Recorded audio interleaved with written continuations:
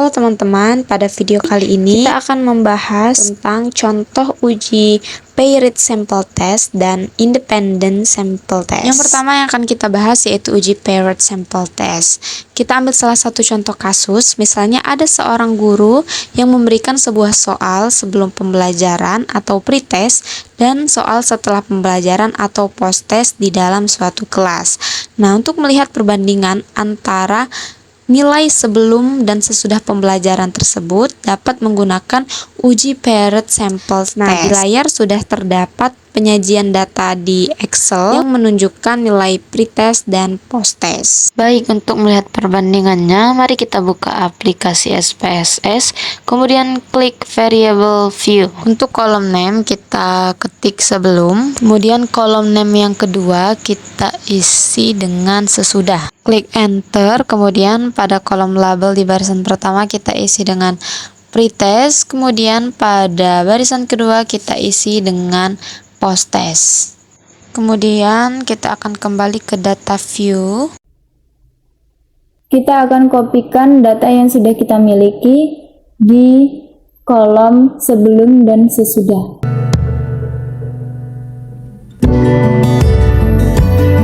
Di sini sebelumnya saya sudah menyiapkan data untuk diuji coba ya. Kita akan copy paste di bagian pretest, lalu kita kopikan data untuk yang sesudahnya. Oke, setelah semua data sudah tercopy paste, kita akan menuju ke bagian analis. Kita klik dan kita cari di sini uji paired sample test. Kita akan klik paired sample test dan di sini kita akan transferkan pretest dan posttest ke bagian paired variable. Kita copy dan kita klik di bagian panah. Jika sudah, kita akan klik OK. Dan inilah teman-teman hasil dari uji paired sample test. Di sini kita lihat di bagian paired sample correlation. Di sini kita dapatkan untuk nilai signifikansi yaitu 0,234. Yang mana dapat kita artikan bahwa jika nilai signifikansi korelasinya kurang dari 0,05 terdapat hubungan. Jika nilai signifikansi korelasi lebih dari 0,05 dia tidak terdapat hubungan. Nah, sebelumnya kita telah mendapatkan nilai signifikansinya yaitu 0,234. Jadi dapat kita simpulkan bahwa untuk nilai pretest dan posttestnya dia tidak terdapat hubungan antara pretest dan posttest. Oke teman-teman, setelah kita mempelajari paired sample test, sekarang kita lanjut ke independent sample test. Di sini kita ambil salah satu contoh kasus, misalnya ada seorang guru yang ingin mencari perbandingan terhadap metode pembelajaran yang sudah ia terapkan di kelas A dan kelas B melalui hasil belajar siswa. Nah, dalam mencari perbandingan tersebut, kita bisa menggunakan independent sample test.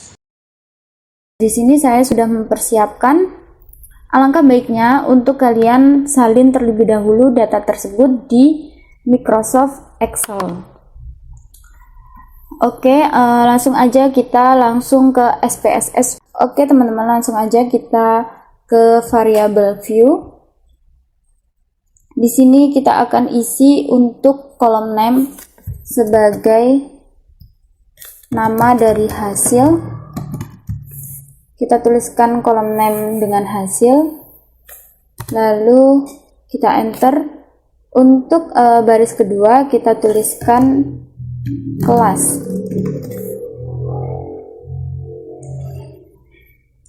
Lanjut kita ke label. Di bagian label kita akan isikan hasil belajar siswa. Oke, setelah itu kita akan lanjut ke baris kedua. Kita akan isikan label dengan kelas. Kita lanjut ke value, kita akan klik di bagian titik 3, di mana di sini kita telah sepakati bahwa kode dari kelas A yaitu 1 untuk kelas A. Kita klik add, lalu untuk kode 2 yaitu kode untuk kelas B. Kita klik add.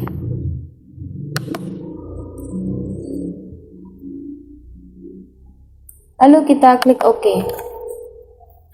Setelah itu, jika semua sudah kita atur, kita kembali ke data view, di mana pada kolom hasil dan juga kolom kelas ini kita akan copy paste data yang telah kita siapkan dan kita akan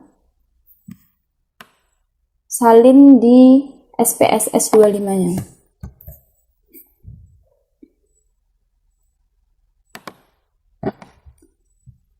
Kita paste.